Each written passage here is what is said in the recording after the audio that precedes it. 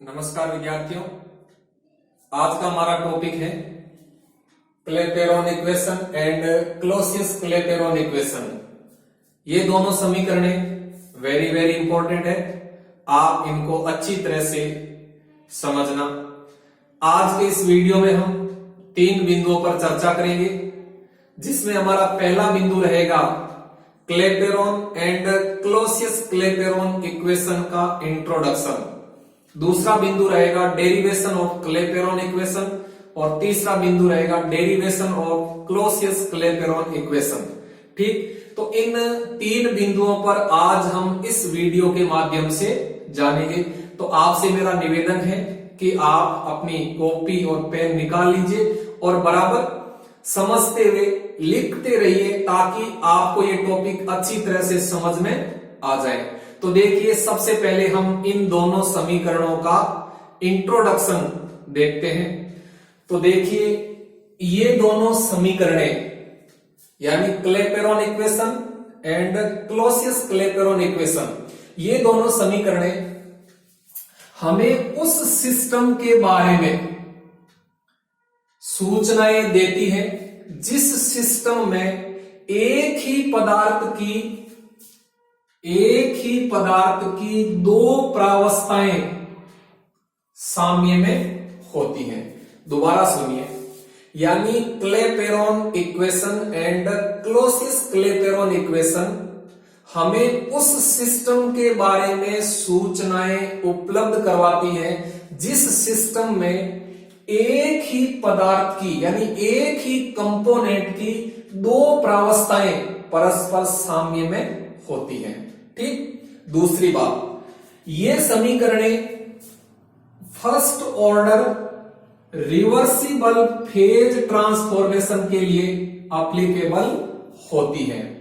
तीसरी बात देखो, ये समीकरणें दाब के सापेक्ष boiling point and freezing point में होने वाले परिवर्तन को बताती है। अर्थात ये समीकरणें ताप के सापेक्ष दाब में होने वाले परिवर्तन के बारे में बताती है। यानी कहने का अर्थ है कि जब दाब में परिवर्तन होता है तब पदार्थों के बॉइलिंग पॉइंट एवं फ्रीजिंग पॉइंट में क्या परिवर्तन होता है, इनके बारे में ये दोनों समीकरणें हमें बताती है।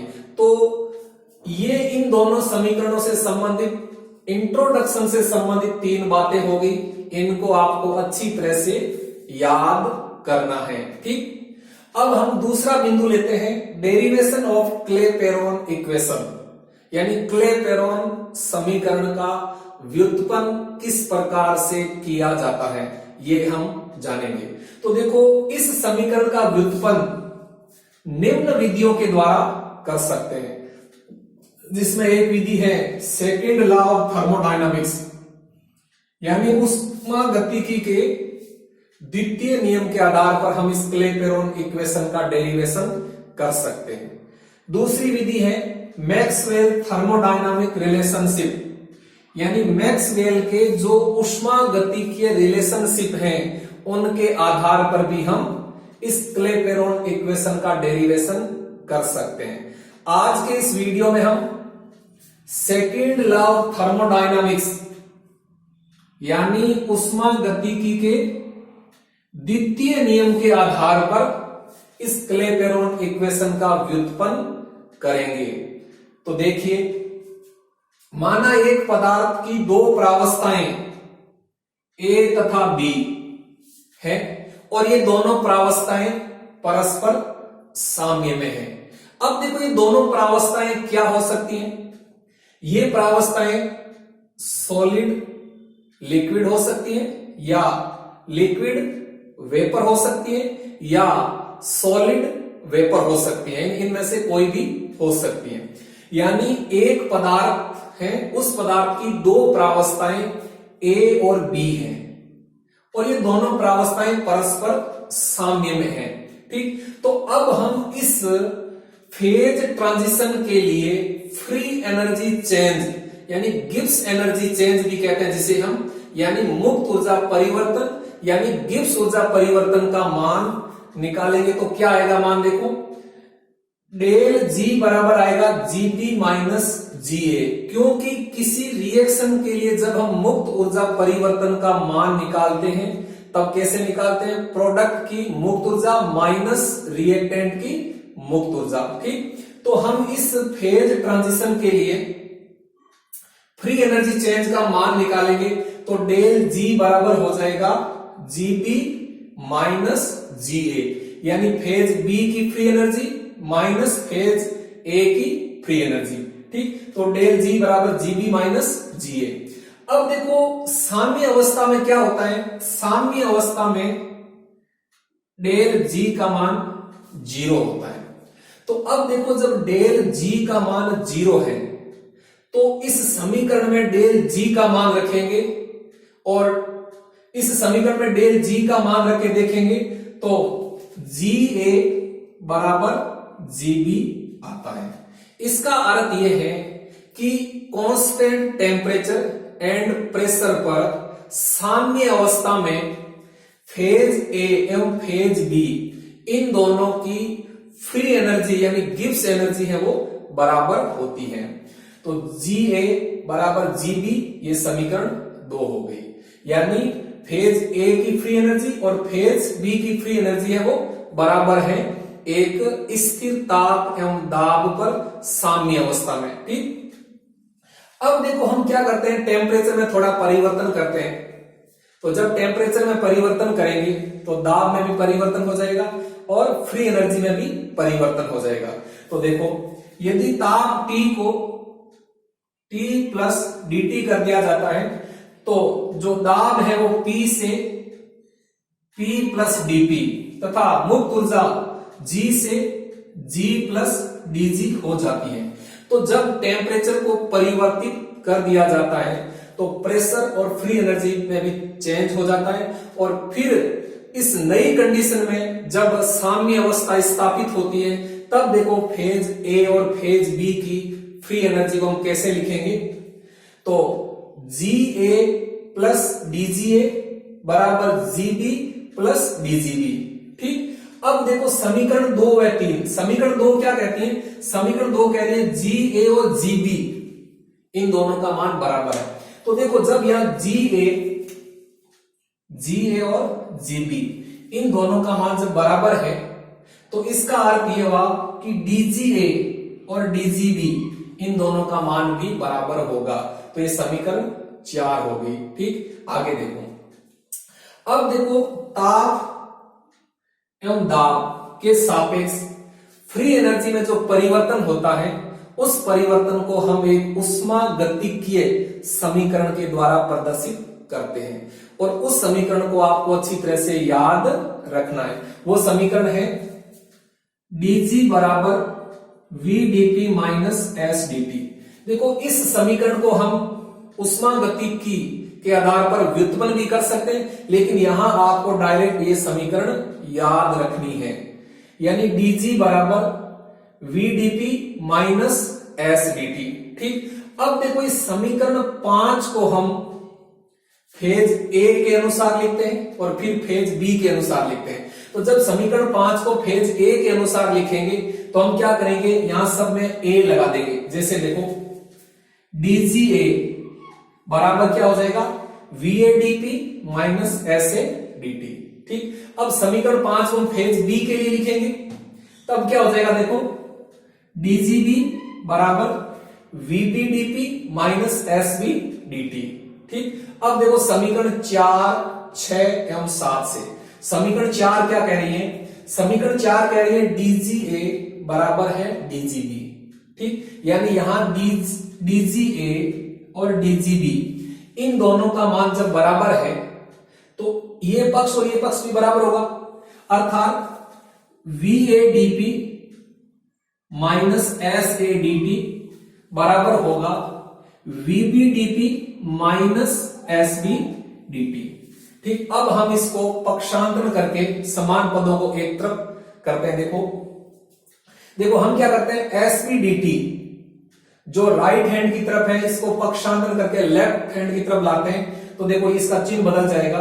तो SBDT minus S A D T बराबर वीबी डीपी, और वीए डीपी को हम पक्षांतर करके इस लेफ्ट हैंड की तरफ से राइट हैंड की तरफ लाते हैं तो इसका देखो चिन्ह बदल गया, इधर देखो वीए डीपी प्लस में ये माइनस हो गया। ठीक, अब क्या करते हैं हम इसमें से देखो कॉमन लेते हैं, इसमें कॉमन क्या आ रहा है, कॉमन आ रहा है dt, जब dt कॉमन आ गया बाहर तो अंदर कोष्टक में क्या रह गया S B minus S A. ठीक, इसी प्रकार से हम इसमें से कॉमन लेते हैं, देखो इसमें कॉमन क्या आ रहा है dp कॉमन आ रहा है तो अंदर कोष्टक में क्या बच जाता है vb माइनस va। ठीक, अब देखो हम पक्षांतर करके इस dt को dp के नीचे ले आते हैं और va minus vb minus va को पक्षांतर करके इधर ले आते हैं, तब देखो क्या हो जाता है dp बटा dt बराबर S B minus S A बटा vb माइनस va। अब देखिए यहां S B minus S A, S B क्या है फेज बी की एंट्रोपी और एस ए क्या है फेज ए की एंट्रोपी, तो इसको हम लिख सकते हैं डेल एस यानी एंट्रोपी परिवर्तन। उसी प्रकार देखो वीबी यानी फेज बी का वॉल्यूम माइनस वीए फेज ए का वॉल्यूम, तो वीबी माइनस वीए को हम डेल वी यानी आयतन परिवर्तन के रूप में लिख सकते हैं। तो देखो डीपी बटा dt बराबर डेल एस बटा डेल वी। अब देखो ये जो समीकरण आ रही है आपकी, ये जो समीकरण आ रही है dp बटा dt बराबर डेल एस बटा डेल वी, इसी को हम क्लेपेरॉन इक्वेशन कहते हैं। ठीक, यहां देखो डेल एस है एंट्रोपी परिवर्तन, डेल वी है आयतन परिवर्तन। ठीक, अब देखो इस क्लेपेरॉन इक्वेशन को हम एक अन्य रूप में भी लिख सकते हैं, कैसे देखो उष्मागतिकी के सेकेंड लॉ से, देखो उष्मागतिकी के द्वितीय नियम से क्या होता है डेल एस बराबर क्या होता है क्यू रिवर्सिबल बटा टी, ठीक, या डेल एच बटा टी। तो अब देखो डेल एस का मान हम इस समीकरण 8 में रख देते हैं, तो जब डेल एस का मान समीकरण 8 में रखेंगे तब देखो क्या आ जाता है डीपी बटा dt बराबर डेल एच बटा टी डेल वी। तो यहां जो ये समीकरण आ रही है dp बटा dt बराबर डेल एच बटा टी डेल वी, ये भी क्लेपेरॉन इक्वेशन ही है। ठीक, अब देखो यहां डेल एच क्या है, डेल एच है एंथैल्पी परिवर्तन, यानी फेज ट्रांजिशन के दौरान होने वाला एंथैल्पी परिवर्तन, जिसे हम लेटेंट हीट यानी गुप्त उष्मा भी कहते हैं, वो है डेल एच। ठीक, और टी टेम्परेचर है और डेल वी है वो आयतन परिवर्तन। आयतन परिवर्तन क्या होता है यानी अंतिम अवस्था में आयतन माइनस प्रारंभिक अवस्था में आयतन। तो देखो समीकरण 8 और समीकरण 10 ये दोनों क्लेपेरॉन इक्वेशन है। ठीक, तो इस प्रकार से उष्मागतिकी के द्वितीय नियम के आधार पर हम क्लेपेरॉन इक्वेशन का डेरिवेशन कर सकते हैं। तो क्लेपेरॉन इक्वेशन क्या है अच्छी तरह से याद रखना, dp बटा dt बराबर डेल एस बटा डेल वी, एक तो ये रूप और एक ये रूप भी है दूसरा, dp बटा dt बराबर डेल एच बटा टी डेल वी, ये दोनों ही क्लेपेरॉन इक्वेशन है। ठीक, अब हम आज का तीसरा बिंदु लेते हैं डेरिवेशन ऑफ क्लोसियस क्लेपेरॉन इक्वेशन। तो नेक्स्ट बिंदु देखो,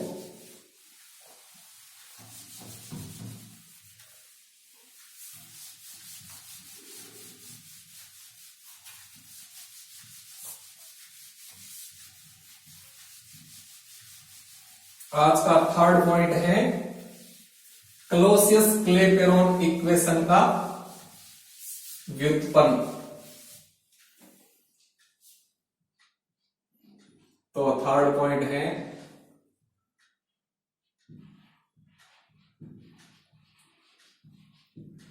डेरिवेशन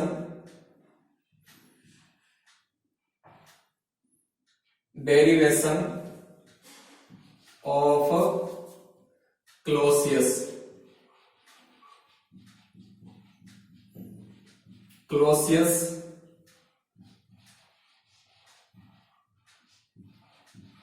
क्लेपेरॉन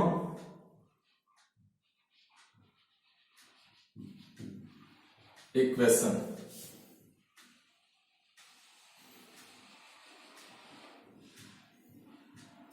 क्लोसियस-क्लैपेरॉन इक्वेशन का व्युत्पन्न। ठीक, तो ध्यान से समझना। तो अभी हमने देखा क्लैपेरॉन इक्वेशन क्या होती है, फ्रॉम क्लैपेरॉन इक्वेशन से।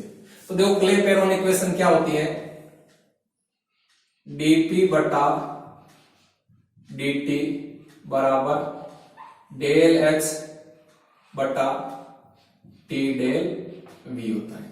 ठीक, जहां डेल v क्या है, डेल v है वो आयतन परिवर्तन है। तो यहां हम देखो इसको कैसे लिख सकते हैं, dp बटा dt बराबर डेल x बटा t v2 माइनस v1। ठीक, इसको समीकरण नंबर हम 1 मान लेते हैं। अब देखिए, मान लीजिए यहां लिक्विड फेज और वेपर फेज परस्पर साम्य में है। एक ही पदार्थ की लिक्विड फेज और वेपर फेज परस्पर साम्य में है। यहां 1 मोल लिक्विड है। ठीक, माना उस 1 मोल लिक्विड का जो वॉल्यूम है वो V1 है। और जब ये 1 मोल लिक्विड पूर्ण रूप से वाष्पीकृत हो जाती है तो 1 मोल वाष्प हो जाती है, तो इस 1 मोल वाष्प का जो वॉल्यूम है वो V2 है। ठीक, तो यहां हम जानते हैं कि V1 की तुलना में V2 का मान बहुत अधिक होता है, क्योंकि लिक्विड की तुलना में वेपर का जो वॉल्यूम है वो बहुत अधिक होता है। यहां का जो पदार्थ है वो 1 मोल है, ध्यान रखना।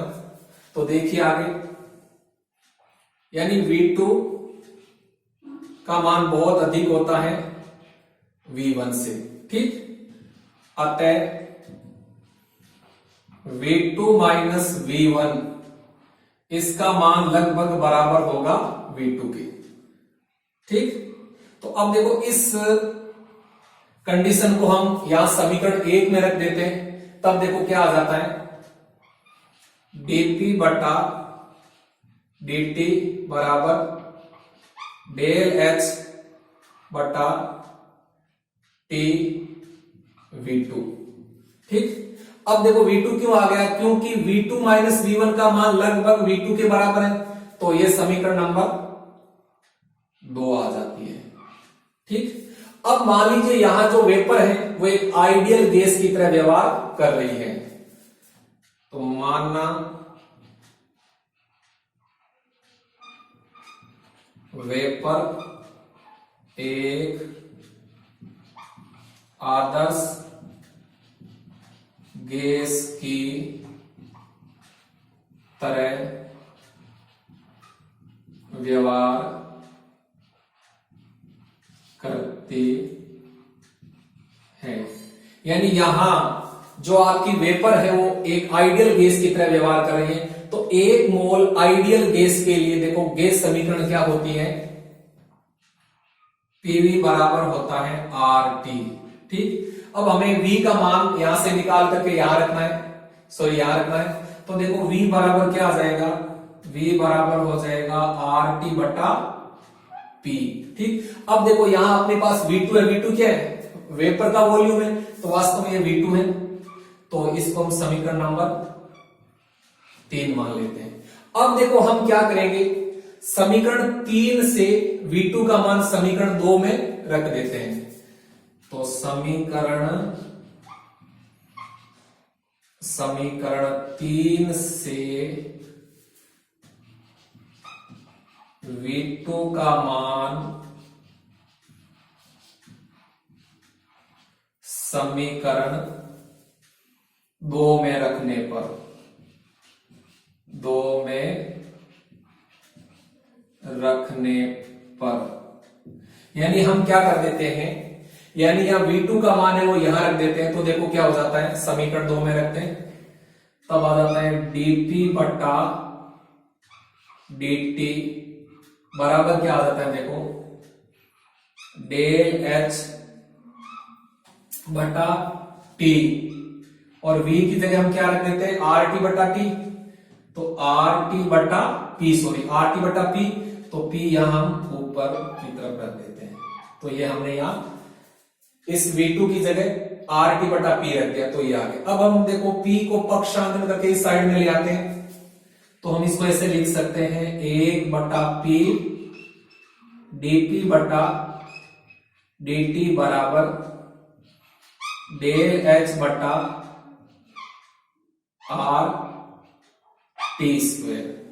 ठीक, अब देखो यहां जो आपका ये पद है, ये जो यहां पद है 1 बटा पी dp बटा dt, इसको हम d ln p बटा dt के रूप में लिख सकते हैं, यानी इस पद को हम इस रूप में लिख सकते हैं। तो अब आगे देखो, अब देखो क्या करते हैं हम, यानी इसके स्थान पर ये रख देते हैं, तो d ln p बटा dt बराबर देखो क्या हो जाता है, डेल एच बटा R T square, del H बटा आर टी स्क्वेयर। ये समीकरण नंबर हो गई आपकी 4। अब देखो यहां जो आपकी समीकरण नंबर 4 है, ये समीकरण 4 आपकी क्लोसियस-क्लैपेरॉन इक्वेशन है। क्या है, क्लोसियस-क्लैपेरॉन इक्वेशन है। यह क्लोसियस-क्लैपेरॉन इक्वेशन का अवकलित रूप है, यानी डिफरेंशियल फॉर्म है। तो समीकरण 4 क्लोसियस क्लैपेरॉन इक्वेशन का अवकलित रूप है, यानी जो समीकरण 4 है वो क्लोसियस क्लैपेरॉन इक्वेशन का अवकलित रूप है।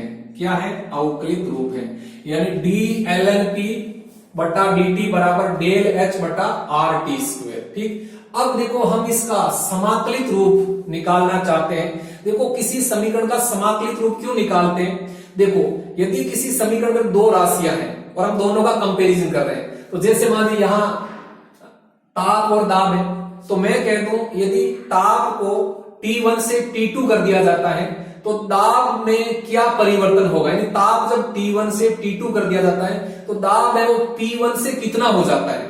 तो ये ज्ञात करने के लिए हम समीकरण का क्या करते हैं, समाकलन करते हैं। तो इस समीकरण 4 का हम इंटीग्रेशन कर देते हैं, तो देखो क्या आता है, समीकरण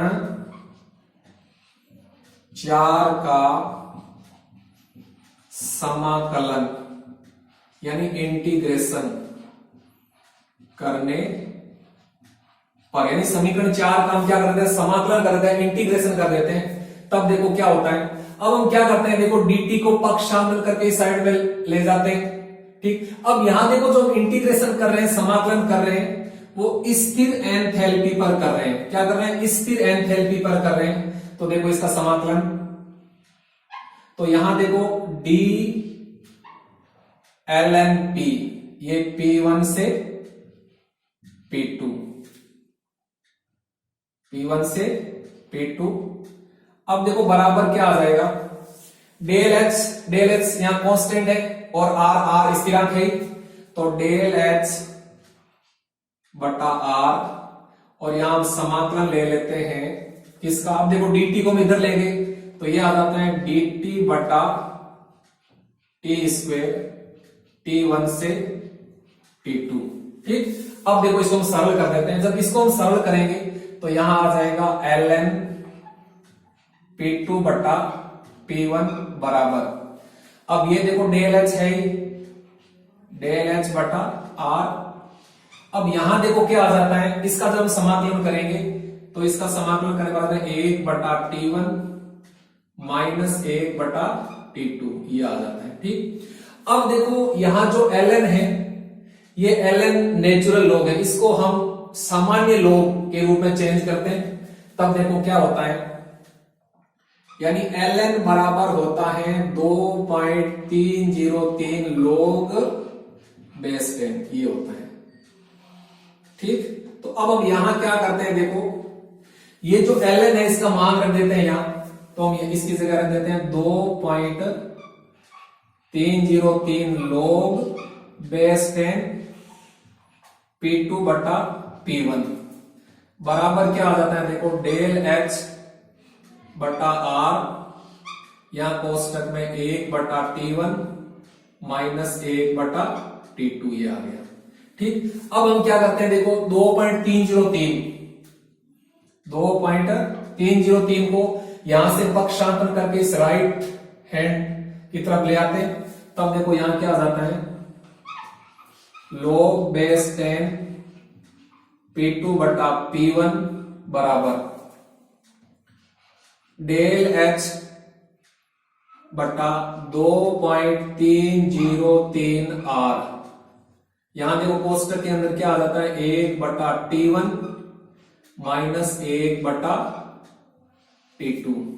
तो ये जो आपकी समीकरण आई है यहां, ये क्लॉसियस-क्लैपेरॉन इक्वेशन का समाकलित रूप है, यानी समीकरण 5। जो समीकरण 5 है वो क्या है, क्लॉसियस-क्लैपेरॉन इक्वेशन का समाकलित रूप है, यानी ये क्लॉसियस-क्लैपेरॉन इक्वेशन का समाकलित रूप यानी इंटीग्रेशन फॉर्म है। ठीक, तो इस प्रकार से ये क्लॉसियस-क्लैपेरॉन इक्वेशन का डेरिवेशन किया जाता है। देखो यह समीकरण 4 और समीकरण 5 ये दोनों ही क्लॉसियस-क्लैपेरॉन इक्वेशन है। समीकरण 4 तो अवकलित रूप है और समीकरण 5 है वो समाकलित रूप है।